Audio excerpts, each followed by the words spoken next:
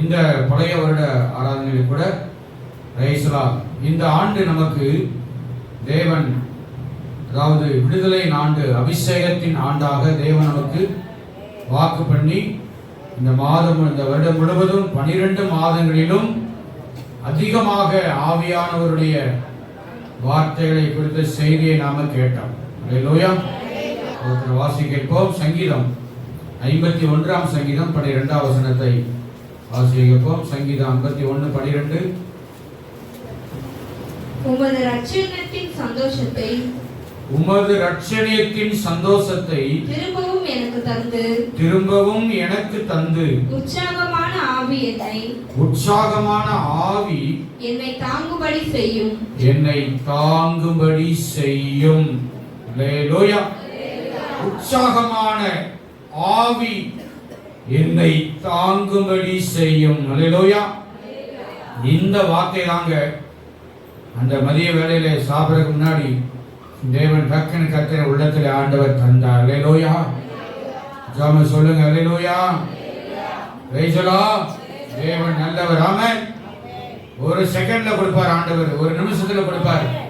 சில நேரங்களில் மணிக்கணக்கா உட்கார்ந்தாதான் ஆண்டவர் பேசுவார். அதுவும் இருக்குதா செய், அதுவும் சொல்லத்தான் இருக்கிறேன். அல்லேலூயா சொல்லுவோம். அல்லேலூயா. Praise the Lord. ஏன் இந்த வார்த்தை ஆண்டவர் கொடுத்தாரோ தெரியாது. இந்த 2025ஆம் ஆண்டு விடுதலை ஆண்டு, the year of deliverance, அபிஷேகத்தின் ஆண்டை மையமாய் கொண்டு இருக்கிறபடினாலே கர்த்தர் இந்த வார்த்தை தந்தாரோ என்னவோ தெரியாது. அல்லேலூயா. Praise the Lord. இந்த சங்கீதம் நம்ம எல்லாருக்குமே தெரியும். சங்கீதக்காரனாகிய அந்த தாவீது ஒரு முறை அவன் தேவனுக்கு விரோதமான பாவம் செய்த பொழுது நாத்தான் தீர்க்கதரிசி அதை உணர்த்தின உடனே உணர்ந்து மனம் திரும்பி எழுதின சங்கீதம் தான் 51வது சங்கீதம். ராமே சொல்லலாமே. ஆண்டவர் நல்லவர். ஸ்தோத்திரம். ஆக இந்த சங்கீதத்துடைய ஒரே ஒரு வசனத்தை வைத்து மட்டுமே இப்பொழுது நாம தியானிக்க இருக்கிறோம். இவர் தேவனிடத்திலே ஒரு அறிக்கை செய்கிற, விண்ணப்பம் பண்ணுகிற, ஒப்பு கொடுக்கிற ஒரு சங்கீதமாய் இந்த சங்கீதத்தை எழுதுகிறார். அல்லேலூயா. ஆண்டவர் நல்லவர். தான் செய்த தவறை உணர்ந்து தேவ சமூகத்திலே, ஐயோ நான் ஆண்டவரை விட்டு தூரம் போனேனே, கர்த்தரை விட்டு நான் விலகி போய்விட்டேனே என்று உணர்ந்து இந்த வார்த்தைகளை அவர் எழுதுகிறார். ஆண்டவர்கிட்ட அறிக்கை செய்கிறார். அதிலே ஒன்றுதான், உமது இரட்சணியத்தின் சந்தோஷத்தை திரும்பவும் எனக்கு தந்து. ஹல்லேலூயா. அப்படியானால் தேவன் தந்த ரட்சிப்பின் சந்தோஷத்தை அவர் செய்த அந்த பாவத்தினாலே அதை இழந்து விட்டார். ஆமென் சொல்லுங்க. ஆகவே அதை தேவனிடத்திலே மறுபடியும் ரீகால் பண்ணி மறுபடியுமாக அதை புதுப்பித்து, ஆண்டவரே எனக்கு நீர் அதை தர வேண்டும் அப்பா என்று சொல்லி தருவது மட்டுமல்ல, ஆண்டவரே அதோடு கூட என்னை உற்சாகத்தினுடைய ஆவினால என்னை நிரப்ப வேண்டும் அப்பா. சொல்லுங்க. தேவன் இந்த உலகத்திலே தோத்திரம் மனுஷனை மகிழ்ச்சியாய் இருப்பதும் மகிழ்ச்சியாய் அனுபவிப்பதை அன்றி வேறு எதுவுக்கும் இல்லை என்று ஞானி பிரசங்கிலே எழுதி வைத்திருக்கிறார்கள். அல்லேலூயா. உலகத்திலே உண்பது, உடுத்துவது, அனுபவிப்பது எல்லாமே ஒரு மகிழ்ச்சியை தந்தாலும் ஆண்டவர் தருகிற இந்த ரட்சிப்பின் மகிழ்ச்சிக்கு ஈடு இணை இந்த உலகத்தில் எங்கே கிடையவே கிடையாது.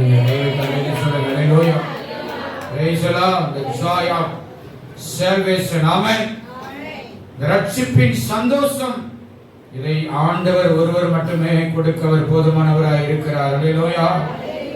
அல்லேலூயா. ஒருவேளை தாவீது சரீர பிரகாரமான தேவனுக்கு விரோதமான அவன் ஒரு பாவத்தை செய்து இந்த வார்த்தையை ஒருவேளை எழுதியிருக்கலாம். ஆனால் நாம நம்முடைய சரீரத்தின் மூலமாய், நம்முடைய வாயின் வார்த்தையின் மூலமாய், நம்முடைய செய்கைகளின் மூலமாக இந்த ஆண்டு முழுவதும் இந்த 365 நாட்களும் தேவனுக்கு விரோதமாக ஆண்டவர் விரும்பாத காரியங்களை, என்னென்ன தவறுகளை, கீழ்ப்படியாமைகளை, பாவங்களை, மீறுதல்களை நாம் செய்திருக்கிறோமோ, செய்திருந்தால் நிச்சயமாய் தேவன் தந்த அந்த ரட்சிப்பின் சந்தோஷத்தை நாம் இழந்தவர்களாக இருந்திருப்போம். ஆமென் சொல்லுங்களாமே. Praise the Lord.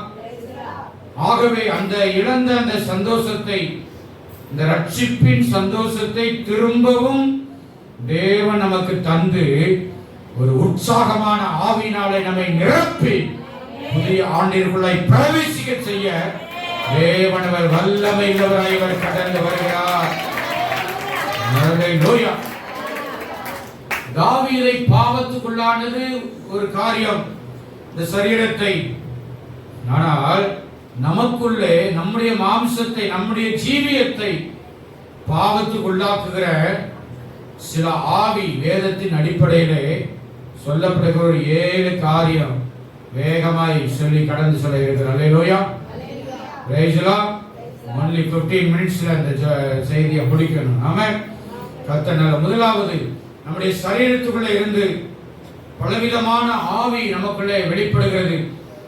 தோத்திரம். அந்த ஆவியானது நம்முடைய மாம்சத்தை, நம்முடைய ஜீவியத்தை பாவத்துக்கு உள்ளாக்குகிறது என்பதை நாம மறந்துடக்கூடாது. இது வேத வசனத்தின் அடிப்படையிலே அவராமை சொல்லலாமே. முதலாவது என்ன ஆவி? என்னாகமம் 5ஆம் அதிகாரம் 30ஆம் வசனத்திலே சொல்லப்படுகிறது. என்னாகமத்தின் புத்தகம் 5ஆம் அதிகாரம் 30ஆம் வசனம். புருஷன் மேல் எரிச்சலின் ஆவி வருகிறதினால், புருஷன் மேல் எரிச்சலின் ஆவி வருகிறதினால் அவன் தன் மனைவியின் மேல் அடைந்த சமுசயத்துக்கும் அடுத்த பிரமாணம் இதுவே. ஸ்தோத்திரம். முதலாவது நம்முடைய சரீரத்தை ஆட்கொள்ளுகிற ஒரு ஆவி இருக்குது. அது என்ன ஆவின்னு கேட்டீங்கன்னா, என்ன ஆவிங்க? எரிச்சலின் ஆவி. or when the spirit of jealousy. எரிச்சலின் ஆவிக்கு ஆங்கிலத்திலே jealousy என்கிற வார்த்தை பிரயோகிக்கப்பட்டிருக்கிறது. jealousy-னா என்னது சொல்லுங்க? என்னாமை? பொறாமை. பொறாமை நமக்குள்ளே வரும் பொழுது ஆட்டோமேட்டிக்கா அந்த எரிச்சலும் நமக்குள்ள என்ன செஞ்சிடும்? வந்துடும். காயினுக்குள்ளே தன் உடன் பிறந்த சகோதரனை குறித்து அவன் பொறாமைப்பட்டான், எரிச்சல் அடைந்தான் அந்த காயின். ஆமென் சொல்லுங்களாமே. அவன் என்ன தவறு செய்தான் என்பது நாம் எல்லாருமே அறிந்திருக்கிறோம். முதல் கொலை குற்றவாளியாக இந்த காயின் ஆதாம் ஏவாளுக்கு பிறந்த முதல் பையன் கொலை குற்றவாளியாய் மாறினான். இன்னைக்கு நம்முடைய வாழ்க்கையிலே கவனிங்கள். இந்த வசனம் சொல்லப்படுகிற ஒரு குறிப்பிட்ட சூழ்நிலைக்காய் சொல்லப்பட்டாலோ இங்கே சொல்லப்படுகிறது, புருஷன் மேல் எரிச்சலின் ஆவி வருகிறதுனால் அவன் தன் மனைவியின் மேல் அடைந்த சமுசயத்துக்கும் அடுத்த பிரமாணம் இதுவே. ஹல்லேலூயா. தோத்திரம். அந்த வெறுப்பு, தோத்திரம், அந்த பொறாமை, அந்த எரிச்சல் இன்னைக்கு ஒருத்தருக்கு ஒருத்தர், புருஷன் மேல மனைவி, மனைவி மேல புருஷன், பிள்ளைகள் மேல பெற்றோர்கள், பெற்றோர்கள் மேல பிள்ளைகள், எத்தனை நேரங்களில் நாம எரிச்சல் பட்டிருக்கிறோம். ஆமென். அந்த நேரத்தில் எல்லாம் தேவன் நமக்கு தந்த ரட்சிப்பின் சந்தோஷம் கண்டிப்பாக இழந்திருப்போம் என்பதை நாம மறந்துடக்கூடாது. ஆமென் சொல்லுங்கள். ஆமென். எரிச்சலின் ஆவி நமக்குள்ள வந்தால் ஆண்டவருடைய சந்தோஷத்தின் ஆவி உள்ள என்ன செய்யாதுங்க? சொல்லுங்க, இருக்காது. இதுதான் உண்மை நடைமுறை. பேசலாம். அப்ப இந்த எரிச்சலின் ஆவி இந்த மாம்சத்துக்குள்ள இருந்து நமக்கு வெளிப்பட்டு என்ன செய்கிறது? நம்முடைய உற்சாகத்தை அது கெடுத்து விட்டது. ஆமென். அதிலிருந்து நாம மீண்டு ஒரு உற்சாகத்தின் ஆவிக்குள்ளாய் வர கர்த்தர் நமக்கு கிருபை செய்வாராக. ஹல்லேலூயா. இரண்டாவது 1 சாமுவேல் 16ஆம் அதிகாரம் 15ஆம் வசனத்திலே பொல்லாத ஆவி என்று வேதம் சொல்கிறது. என்ன ஆவி? பொல்லாத ஆவி. அப்பொழுது சவுலின் ஊழியக்காரர் அவனை நோக்கி இதோ தேவனால் விடப்பட்ட ஒரு பொல்லாத ஆவி உம்மை கலங்க பண்ணுகிறது. ஆமென். ஸ்தோத்திரம். distressing spirit from God is troubling you. ஸ்தோத்திரம். டிஸ்டர்ப் பண்ணுகிற, distressing, பொல்லாத மோசமான ஆவி நமக்குள்ளே எத்தனை நேரங்களில் வந்திருக்கிறது என்பதை நம்ம கொஞ்சம் சிந்திச்சு பார்க்கணும். அல்லேலூயா. இந்த பழைய வருஷத்தினுடைய காரியங்கள் நம்மை நாமே நிதானித்து சோதித்து பார்த்து நம்மளை சரிப்படுத்தி நாம புதிய ஆண்டுக்குள்ள பிரவேசிக்க வேண்டும். அல்லேலூயா. அல்லேலூயா. அதுக்குத்தான் தேவன் இந்த வார்த்தைகளை நமக்கு தந்திருக்கிறார். ஒரு பொல்லாத ஆவி, பொல்லாத மனுஷர்கள் மத்தியிலே நம்ம வாழ்ந்துட்டு இருக்கிறோம். ஆனா நமக்குள்ள இருக்கிற ஆவி பொல்லாத ஆவிகளாய் ஒருவேளை இந்த ஆண்டிலே இருந்திருந்தால் அதை நம்ம எடுத்து போட்டு நீக்கிவிட்டு ஒரு உற்சாகத்தின் ஆவியை நாம் பெற்றுக்கொள்ள கர்த்தர் நமக்கு கிருபை செய்வார். அல்லேலூயா. அடுத்து முறிந்து போன ஆவி, நீதிமொழிகள் 18ஆம் அதிகாரம் 14ஆம் வசனத்திலே முறிந்த ஆவி யாரால் தாங்கக்கூடும் என்று சொல்லப்படுகிறது. வாசிக்க வேண்டாமா? நீதிமொழிகள் 18:14 முறிந்த ஆவி யாரால் தாங்கக்கூடும்? எத்தனை நேரங்களில் நாம உடைக்கப்பட்ட ஒரு ஆவி தொய்ந்து போய், ஆமென், ஸ்தோத்திரம். ஆனா ஆண்டவர் வேதத்திலே ஏசாயாவில் எழுதி வச்சிருக்கிறாரு, அவர் நெறிந்த நாணலை முறியாமலும் அங்கி எறிகிற திரியை அணையாமலும் இருக்கிறார் என்று வேதம் சொல்லுதுங்க. அல்லேலூயா. எத்தனை நேரங்கள் நம்முடைய ஆவியானது முறிந்து போய் கலங்கி போய் திகைத்து போய் இருந்த நேரங்களில் எல்லாம் தேவன் நமக்கு தந்த ரட்சிப்பின் சந்தோஷத்தை நாம இழந்திருக்கிறோம். ஆமென் சொல்லுங்களாமே. தோத்திரம். அதை நாம் தட்டி எழுப்பி ஒரு உற்சாகத்தின் ஆவினாலே நிரப்ப நமக்கு ஆண்டவர் ஆயத்தமுள்ளவராய் இருக்கிறார். அல்லேலூயா. ஆண்டவர் நல்லவர். ஸ்தோத்திரம். அடுத்து மத்தேயு 12ஆம் அதிகாரம் 43ஆம் வசனத்திலே அசுத்த ஆவி, ஈவில் ஸ்பிரிட் என்று ஆண்டவர் இயேசு இங்கே அதை சொல்லுகிறார். என்ன ஆவி? அசுத்த ஆவி. நமக்குள்ளே வாசம் பண்ணுகிற ஆவி பரிசுத்த ஆவி. ஆனால் சில நேரங்களிலே விசுவாசிகளுக்குள்ளேயும் பரிசுத்த ஆவியானவரும் கிரியை செய்வாரு, அசுத்த ஆவியும் கிரியை செய்யும் என்பதை நாம மறந்துடக்கூடாது. சொல்லுகிறாம அது ஆவியிலே ஞானம் உள்ளவர்கள், அந்த தெளிவுள்ளவர்கள், டிசைனிங் ஸ்பிரிட், ஆவிகளை வியாக்கியான ஆவிகளுடைய காரியங்களை அறியக்கூடிய அந்த ஞானம் பெற்றவர்கள் தான் அதை கண்டுபிடிக்க முடியும். ராமேஸ்வரர் அதாவது அசுத்தாவினா ஈவில், தீமை செய்கிற ஆவிகள், கெடுதல் பண்ணுகிறதான ஆவிகள். ஆமென். நமக்குள்ள இருந்து அதை என்ன செய்யும்? நம்முடைய உற்சாகத்தை, தேவன் தருகிற சந்தோஷத்தை, ரட்சிப்பின் சந்தோஷத்தை இழக்க வைத்திருக்கும். ஆமென். அடுத்து 5வது சோர்வின் ஆவி. என்ன ஆவி? சோர்வின் ஆவி. 1 ராஜாக்கள் 19ஆம் அதிகாரம் 4ஆம் வசனத்திலே அன்றைக்கு எலியா கர்மேல் பர்வதத்திலே ஒரு பெரிய சாதனையை செய்து ஸ்தோத்திரம் எல்லா பாகாலுடைய விக்கிரகங்கள் எல்லாத்தையும் அழித்து போட்டார். அல்லேலூயா. சொல்லுங்க அல்லேலூயா. ஆனால் அந்த எசபேல் என்ன பண்ணா? இதை செய்தவனுடைய தலை நாளைக்கு இருக்காது, அவருடைய தலை வாங்கப்படும் என்று எலி அந்த எசபேல், ஆகாப் ராஜாவுடைய மனைவி, அந்த விக்கிரக ஆராதனைக்காரி சொன்னவுடனே இந்த எலியா என்ன பண்ணார்? அந்த வசனத்தை வாசிங்க. 1 ராஜாக்கள் 19ஆம் அதிகாரம் 4ஆம் வசனம். அவன் வனாந்திரத்தில் ஒரு நாள் பிரயாணம் போய் ஒரு சூரை செடியின் கீழ் உட்கார்ந்து தான் சாக வேண்டும் என்று கோரி போதும் கர்த்தாவே என் ஆத்துமாவை எடுத்துக்கொள்ளும், நான் என் பிதாக்களை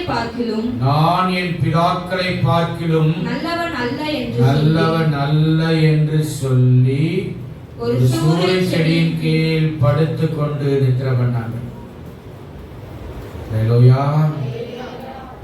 சொல்லுங்க ஆமென். சோர்வின் ஆவி. இந்த சோர்வின் ஆவி விசுவாசிகளுக்கு மட்டும் இல்லங்க, ஊழியக்காரர்களுக்கு கண்டிப்பா வரும். ஆமென் சொல்லுங்க ஆமென். எவ்வளவு பெரிய ஊழியக்காரா இருக்கட்டும், எவ்வளவு பெரிய வல்லமையான ஊழியக்காரா இருக்கட்டும், எத்தனை ஆண்டுகால விசுவாசியாய் கூட இருக்கட்டும், சோர்வின் ஆவி அது ரொம்ப பயங்கரமான ஒரு ஆவி. சோர்வின் ஆவி நமக்குள்ளே வந்துவிட்டால் எந்த ஒரு வேலையும் செய்ய விடாமல் நம்மை கட்டில் கிடையாக்கி விடும். ஆமென். இதுதான் உண்மை.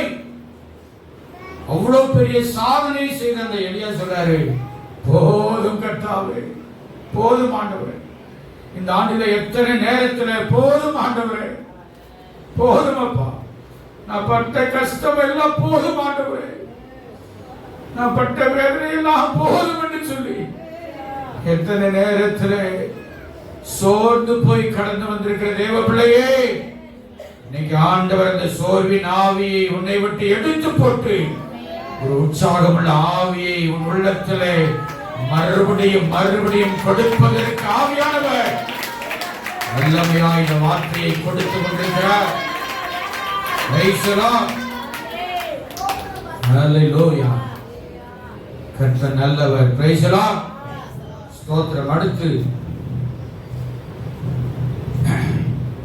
ஐந்தாவது சோர்வின் ஆவி. அடுத்து ஆறாவது சோம்பலின் ஆவி. என்ன ஆவி? என்ன ஆவிங்க? சோம்பலின் ஆவி. சில நேரங்களில் எந்த வேலையை செய்வதற்கே மனசு வரல, ஒன்றும் முடியல, என் சரீரத்தில் ரொம்ப சோர்ந்து போய்விட்டேன், பலவீனப்பட்டு விட்டேன் என்று சொல்லி எத்தனை நேரங்களில் நாம சோர்ந்து போய் வந்திருக்க, அதாவது சோம்பலின் ஆவியினாலே சோர்ந்து போன நிலைமையில இருந்திருக்கிறோம். இப்படிப்பட்டதான இந்த ஆவிகள் நமக்குள்ளே வரும் பொழுது தாவீது சொன்னவனமாக தேவன் தந்த ரட்சிப்பின் சந்தோஷத்தை கண்டிப்பா இழக்க நேரிடும். ஆமென் சொல்லுங்களாமே. அதனாலதான் அவர் கேட்கிறார், ஆண்டவரே, உமது ரட்சணத்தின் சந்தோஷத்தை திரும்ப எனக்கு தாங்கப்பா. அல்லேலூயா. திரும்ப எனக்கு தாரும் ஆண்டவர். எல்லாத்தையும் சொல்லுவோமா? திரும்ப எனக்கு தாங்கப்பா. நல்ல வாய்க்கிறன்னு சொல்லுங்க ஐயா, திரும்ப எனக்கு தாங்க. உம்முடைய ரட்சிப்பின் சந்தோஷத்தை திரும்ப எனக்கு தாரும் ஆண்டவரே, திரும்பவும் எனக்கு தாங்கப்பா. Price the Lord. அதனாலதான் சங்கீதம் 85ஆம் சங்கீதத்திலே 6ஆம் வசனத்திலே அங்கே எப்படி அவள் ஜெபிக்கிறார்கள். சங்கீதம் 85:6, உமது ஜனங்கள் உம்மில் மகிழ்ந்திருக்கும்படி நீர் எங்களை திரும்ப உயிர்ப்பிக்க மாட்டீரோ. நீர் எங்களை திரும்ப உயிர்ப்பிக்க மாட்டீரோ. ஹல்லேலூயா. இங்கே தாவீது கேட்கிறாரு, ஸ்தோத்திரம், உன்னுடைய ரட்சிப்பின் சந்தோஷத்தை திரும்பவும் எனக்கு தந்து, அதோட இல்லப்பா, உற்சாகமான ஆவி என்ன தாங்க. ஹல்லேலூயா. எனக்குள்ள இருந்த முறிந்து போன ஆவி எல்லாம் மாறன ஆண்டவரே. ஆமென். Praise the Lord. சோர்வுக்குள்ளான ஆவிகள் எல்லாம் மறைந்து போகணும் அப்பா. ஆமென். ஸ்தோத்திரம். இன்னும் நம்ம எனக்குள்ள வெளிப்பட்ட எல்லா எரிச்சல்கள், ஆமென், பொல்லாத ஆவிகள், அசுத்த விதமான ஆவிகள், சோம்பலின் ஆவிகள், சோர்வின் ஆவிகள், பலவீனப்படுத்துற எந்த இப்படி இன்னும் நிறைய காரியங்கள் இருக்கிறது. இந்த ஆவிகளுக்கு நாம இடம் கொடுத்தோம்னு சொன்னா, இன்னைக்கு கர்த்தருடைய ஆவியாருடைய வார்த்தைக்கு நாம செவி சாய்த்து ஒரு உற்சாகமுள்ள ஆவியை பெற்றுக்கொள்ள தேவன் நம்மை அன்போடு கூட அழைக்கிறார். ஹல்லேலூயா. திரும்பவும் திரும்பவும் மறுபடியும் மறுபடியும். ஹல்லேலூயா. தேவன் நம்மை திரும்பவும் அவர் கட்டி எழுப்புகிற தேவன் என்று வேதம் சொல்லுது. ஹல்லேலூயா. உலகமானது மனிதர்கள் ஒரு சின்ன காரியத்தில் இடறி விழுந்துட்டாங்கன்னு சொன்னா, அல்லது சில காரியத்தில் ஃபெயிலியர் ஆயிட்டாங்கன்னு சொன்னா, அவ்வளவுதான், சாப்டர் க்ளோஸ்ட், சாப்டர் ஓவர், கதை முடிந்தது, வாழ்க்கை முடிந்தது என்று சொல்லி ஒரு முத்திரை குத்தி விடுவார்கள். இதுதான் மனுஷனுடைய இயல்பு, மனுஷனுடைய சுபாவங்கள். ஆமென் சொல்லலாமே.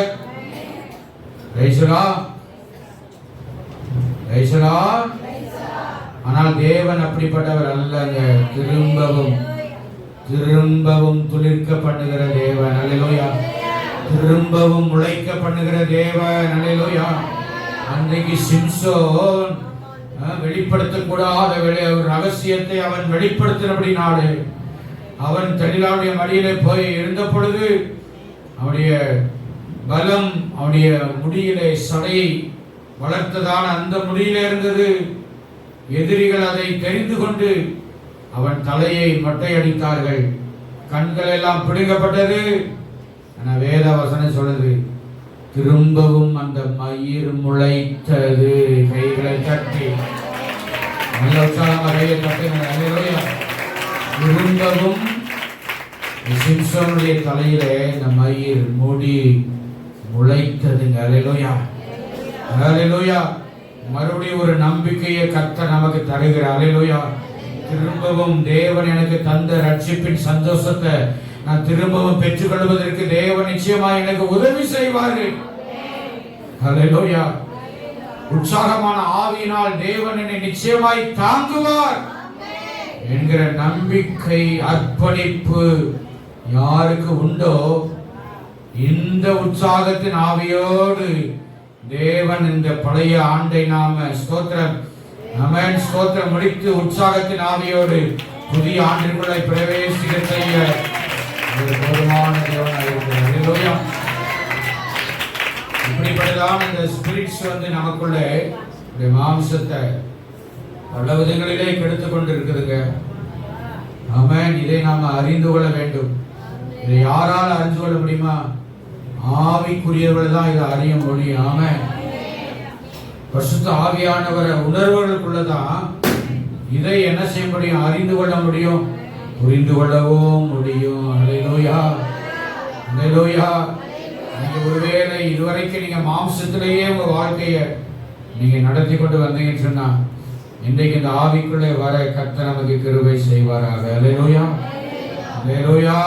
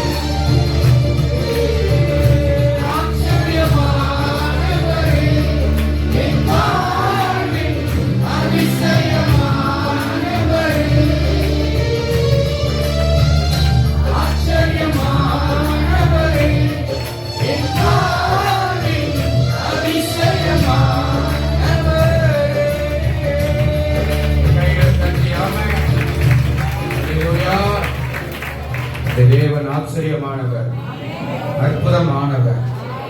அல்லேலூயா. இந்த தேவன் இன்னும் நம்மோடு கூட இருக்கிறார். Praise the Lord. அல்லேலூயா. கர்த்தர் நல்லவர். ஆமென். Praise the Lord. இந்த புது வருடத்துடைய செய்தியை நாம் தியானித்துட்டு அதுக்கப்புறம் கர்த்தர் கொடுக்கிற நேரம், அதை தொடர்ந்து கர்த்தருடைய பந்தி நமக்கு இருக்கிறது. அல்லேலூயா. Praise the Lord. தேவன் நம்மை ஆசீர்வதிப்பாராக. அல்லேலூயா. கர்த்தர் நல்லவர். கர்த்தருடைய நாமம் மகிமைப்படுவதாக. இந்த 2026ஆம் ஆண்டு இந்த முதல் நாளிலே, இந்த புத்தாண்டிலே, புதிய ஆண்டிற்குள்ளாய் பிரவேசித்திருக்கிறவர்கள் யாவரையும் கர்த்தருடைய நாமத்தினாலே உங்களை மனதார வாழ்த்துகிறேன், பாராட்டுகிறேன். அல்லேலூயா. Happy new year. Praise the Lord. யாவருக்கும் ஊழியக்கார குடும்பத்தின் சார்பாக மனமார்ந்த புத்தாண்டு வாழ்த்துக்கள். அல்லேலூயா. Praise the Lord. தேவன் நல்லவர். ஸ்தோத்திரம். இந்த 2026ஆம் ஆண்டிலே தேவன் நமக்கு தந்திருக்கிற வார்த்தை வாசிக்க கேட்போம். வெளிப்படுத்தல் 3ஆம் அதிகாரம் 7-8 வசனங்களை இப்பொழுது வாசிக்க கேட்போம். பிலதெல்பியா சபையின் தூதனுக்கு பிலதெல்பியா சபையின் தூதனுக்கு நீ எழுத வேண்டியது என்னவெனில் நீ எழுத வேண்டியது என்னவெனில் பரிசுத்தம் உள்ளவரும் பரிசுத்தமுள்ளவரும் சத்தியம் உள்ளவரும் சத்தியமுள்ளவரும் தாவீதின் திறவுகோலை உடையவரும் தாவீதின் திறவுகோலை உடையவரும் ஒருவரும் பூட்டக்கூடாதபடிக்கு திறக்கிறவரும் ஒருவரும் பூட்டக்கூடாதபடிக்கு திறக்கிறவரும் ஒருவரும் திறக்கக்கூடாதபடிக்கு ஒருவரும் திறக்கக்கூடாதபடிக்கு பூட்டுகிறவருமாய் இருக்கிறவர் சொல்லுகிறதாவது பூட்டுகிறவருமாய் இருக்கிறவர் சொல்லுகிறதாவது உன் கிரியைகளை அறிந்திருக்கிறேன். உன் கிரியைகளை அறிந்திருக்கிறேன். உனக்கு கொஞ்சம் பலன் இருந்தும் உனக்கு கொஞ்சம் பலன் இருந்தும் நீ என் நாமத்தை மறுதலியாமல் நீ என் நாமத்தை மறுதலியாமல் என் வசனத்தை கைக்கொண்டபடியினாலே என் வசனத்தை கைக்கொண்டபடியினாலே இதோ இதோ திறந்த வாசலை உனக்கு முன்பாக வைத்திருக்கிறேன். அதை ஒருவரும் பூட்ட மாட்டான். அதை ஒருவனும் பூட்ட மாட்டான். கையில உயர்த்தி சத்தமா ஒரு அலையை சொல்லுங்கள். புது வருட பலத்தோடு ஒரு அலையை சொல்லுங்கள். புதிய பலத்தோடு ஒரு அலையை சொல்லுங்கள். ஹல்லேலூயா. கர்த்தர் கொடுத்த வார்த்தை இதோ திறந்த வாசலை உனக்கு முன்பாக வைத்திருக்கிறேன். அதை ஒருவனும் பூட்ட மாட்டான். ஹல்லேலூயா. Behold, I have set before thee an open door, and no man can shut it. Hallelujah. இந்த வார்த்தையை கர்த்தர் பிலதெல்பியா என்கிற பட்டணத்தில் உள்ள சபைக்கு கர்த்தர் கொடுத்தார். ஹல்லேலூயா. நம்ம வாசித்த 7ஆம் வசனத்திலே பிலதெல்பியா சபையின் தூதருக்கு நீ எழுத வேண்டியது என்னவென்றால், ஹல்லேலூயா. பிலதெல்பியா என்று சொன்னால் சகோதர சிநேகம் என்று அர்த்தம். ஹல்லேலூயா. என்ன அர்த்தம்? சகோதர சிநேகம். ஹல்லேலூயா. ஹல்லேலூயா. என்ன சிநேகங்க? Brotherly love. பிலதெல்பியா இன்றைக்கும் அமெரிக்காவில் பிலடெல்பியா என்று சொல்லி ஒரு ரீஜன், ஒரு மாகாணமே, ஒரு மாநிலமே இருக்கிறது. ஆமென். பிலடெல்பியா, புளோரிடா, கலிபோர்னியா, என்னது இப்படி பல மாநிலங்களாக இருக்குது, இந்த அமெரிக்காவில் இருக்குது. ஆனால் இந்த புதிய ஏற்பாட்டு சபை இருந்த ஒரு இடம் பிலதெல்பியா. இது 7 சபைகளிலே ஒரு சபை. கிபி 33 இருந்து 100 வரைக்கும் அந்த காலகட்டங்கள். இன்றைக்கு இந்த நகரத்தின் பெயர் இருக்கிறதா? அதாவது அலோசேகிர் என்கிறதான ஒரு பெயர்ல அந்த பட்டணம் இருக்கிறது. ஆமென். அரபு நாடுகளிலே ரைசலா. இந்த சபையினுடைய சாராம்சம் என்னன்னு கேட்டீங்கன்னா, உண்மையுள்ள விசுவாசம், சகோதர அன்பிற்கு ஒரு எடுத்துக்காட்டு, குறைவில்லாத ஒரு சபை. அல்லேலூயா சொல்லுமா? அல்லேலூயா. அல்லேலூயா. ஸ்தோத்திரம். சகோதர சிநேகம். என்ன சிநேகம்? இங்க உள்ள விசுவாசிகள் தேவனுடைய வார்த்தைக்கு கீழ்ப்படிந்து நடந்தார்களாம். ஒரு அல்லேலூயா சொல்லுமா? அல்லேலூயா. உண்மையா இருந்தார்கள், பரிசுத்தமா இருந்தார்களாம் இந்த சபை மக்கள். அல்லேலூயா. இந்த சபைக்கு தேவன் தன்னை எப்படி வெளிப்படுத்துகிறார் என்று 5 காரியத்தை அங்கே ஆவியானவர் யோவானுக்கு வெளிப்படுத்துகிறார். ஆமென். யோவான் ஸ்நானகன் பத்மு தீவிலே நாடு கடத்தப்பட்டு தனிமையில இருந்த பொழுதுதான் கர்த்தருடைய நாளிலே இந்த அப்போஸ்தலனாகிய யோவான் ஆவிக்குள்ளானாராம். அல்லேலூயா. ரோமர்கள் ஆண்ட அந்த நாட்களிலே ஒவ்வொரு சீசர்களும் இரத்த சாட்சியாய் மரித்து கொண்டே இருந்தார்கள். அல்லேலூயா. பிரைஸ் தி இயேசுவோடு இருந்த 12 சீசர்களுமே இரத்த சாட்சியா தான் மரிச்சாங்க. பேதுரு தலைகளாக சிலுவையில் அறையப்பட்டார். எத்தனையோ சீசர்கள் சிலுவையில் அறையப்பட்டாங்க. யாக்கோபெல்லாம் சிறைச்சேதம் பண்ணப்பட்டார். இந்த யோவானை என்ன பண்ணாங்கன்னா, பெரிய எண்ணெய், கொதிக்கிற எண்ணெய் கொப்பரையில தூக்கி போட்டு சாகடிக்கிறதுக்காக செஞ்சாங்களாம். ஆனா அந்த கொதிக்கிற எண்ணெயில இந்த யோவான், அப்போஸ்தலனாகிய யோவான் அப்படியே நீச்சல் அடிச்சுட்டு இருந்தார். கைகளை தட்டுவோம். சரித்திரம் சரித்திரம் இது. பேசலாம் மனுஷனை கொதிக்கிற எண்ணெயில தூக்கி போட்டு சாகலை அப்படின்னு சொல்லிதான் பத்மோ என்கிறதான ஒரு தனி தீவுல போய் சிறை காவல வைத்தார்கள். தனிமையா இருந்தாலும் அங்கே கர்த்தர் கூட இருந்தார். அல்லேலூயா. கர்த்தருடைய நாளில் ஞாயிற்றுக்கிழமை அன்றைக்கு இந்த யோவான் ஆவிக்குள்ளாய் மாறினார். அல்லேலூயா. ஆவியினாலே நிரப்பப்பட்டார். இயேசு தன்னை யோவானுக்கு வெளிப்படுத்தினார். அல்லேலூயா. வெளிப்படுத்தினார். இந்த 2ஆம் அதிகாரம் 3ஆம் அதிகாரத்துல இந்த உலகத்திலே 7 types of churches 7 விதமான சபைகள் இந்த உலகத்திலே இருக்கும் என்பதை அந்த யோவானுக்கு வெளிப்படுத்தினார். அல்லேலூயா. இந்த 7 சபைகளிலே இந்த 6வது சபைதான் பிலடெல்பியா சபை. அல்லேலூயா. பிலடெல்பியா சபை என்றால் சகோதர சிநேகம் உள்ள சபை. அவர் ஆமென் சொல்லுங்க. ஆமென். இதிலே கர்த்தர் தன்னை எப்படி வெளிப்படுத்துகிறார் என்று சொன்னால், முதலாவது அவர் பரிசுத்தம் உள்ளவர், இரண்டாவது சத்தியம் உள்ளவர், மூன்றாவது தாவீதின் திறவுகோலை உடையவர். ஏன் என்று சொன்னால், ஏசப்பா தாவீதின் வம்சத்திலே அவர் பிறந்தார். சொல்லுங்க. அல்லேலூயா. இதனால் அறிவிக்கப்படுவது என்னவென்றால், தாவீதின் குமாரனாகிய இயேசு இந்த உலகத்திலே பிறந்தார் அப்படின்னு அறிவிக்கப்படுவதை போல இயேசு தாவீதின் வம்சத்திலே அவர் பிறந்தார்.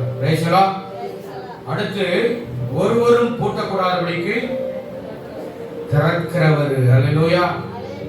திறக்கிற சாவியும் அவர் கையில தான் இருக்குது. ஒருத்தரும் திறக்க கூடாதபடிக்கு பூட்டுறவரும் அவர் தான். அல்லேலூயா. இதனுடைய ஒட்டுமொத்த தொகுப்பு என்னவென்று கேட்டீங்கன்னா, He is the Almighty God. Hallelujah. ஆண்டவர் சர்வ வல்லமை படைத்த தேவன். கைகளை தட்டி கர்த்தரை மகிமைப்படுத்தும். ஹalleluya. ஹalleluya. சர்வ வல்லவர் என் சொந்தமானார். சாவை வென்றவர் என் ஜீவனானார். சர்வ வல்லவர் என் எஜமானன்.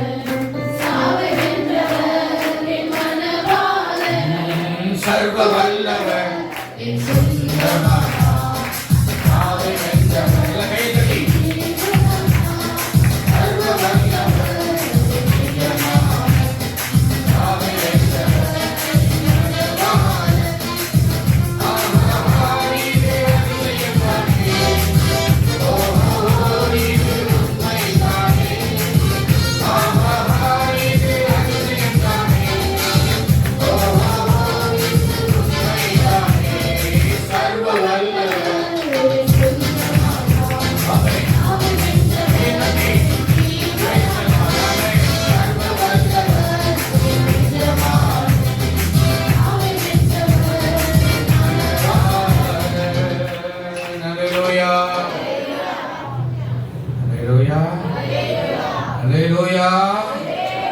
கோரஸோட சொல்லுங்க பார்க்கலாம். ஹalleluya.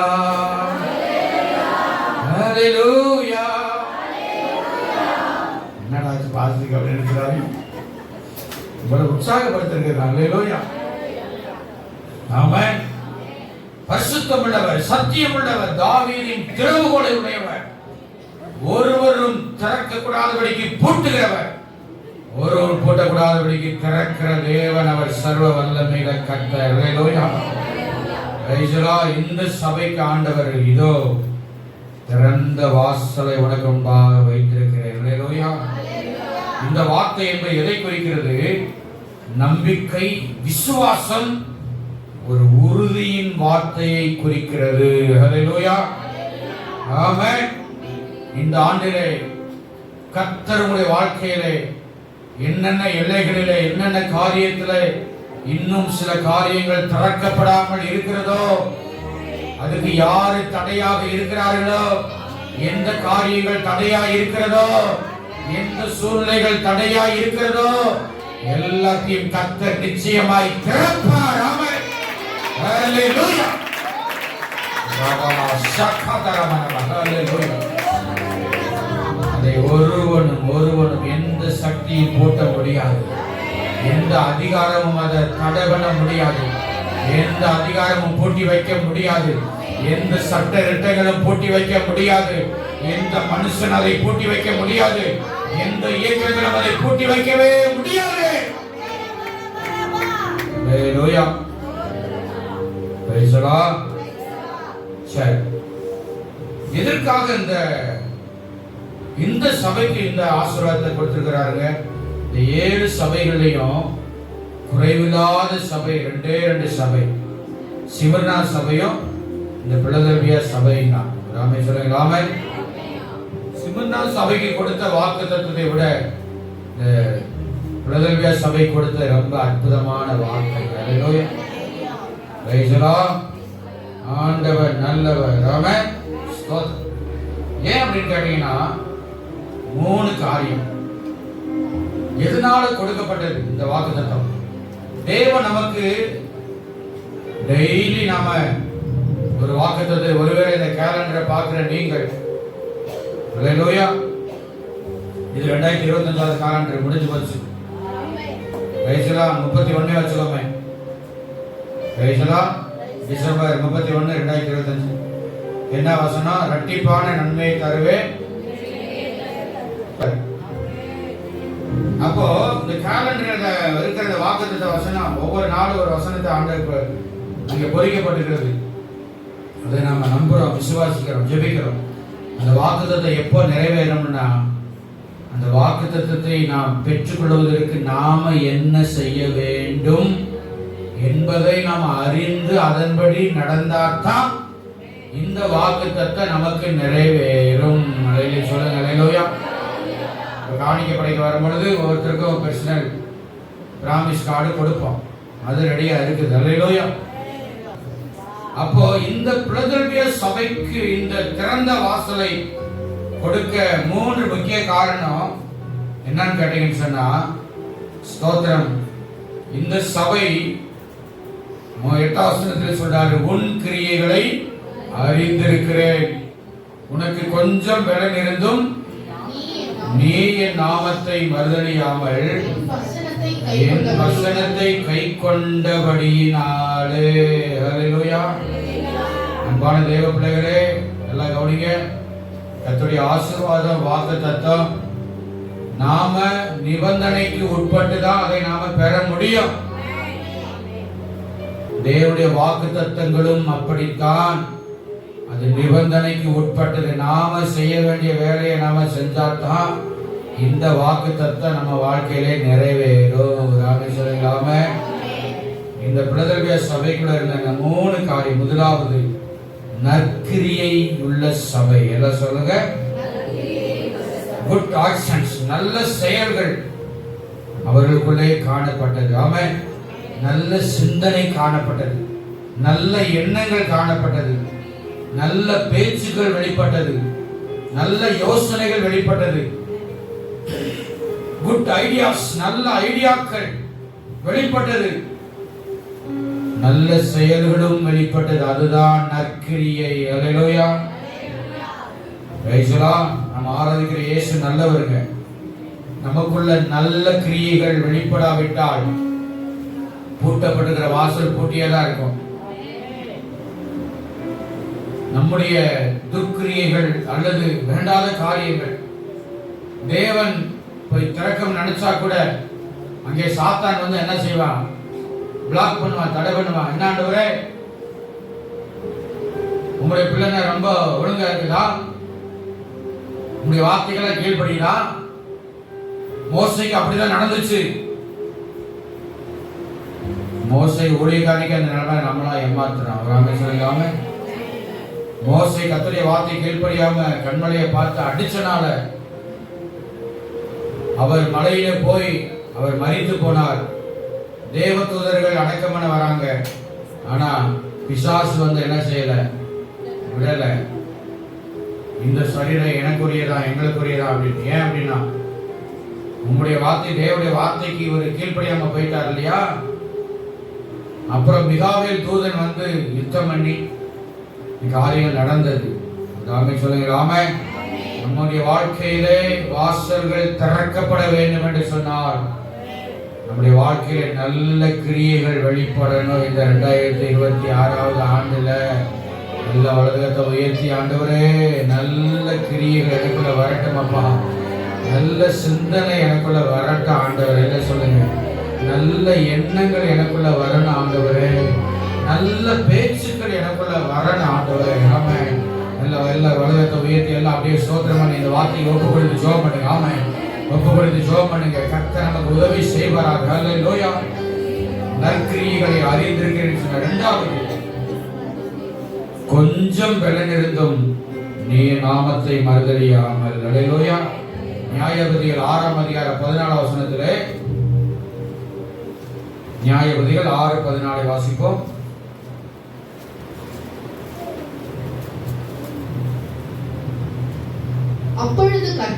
அப்பொழுது கர்த்தர் அவனை நோக்கி பார்த்து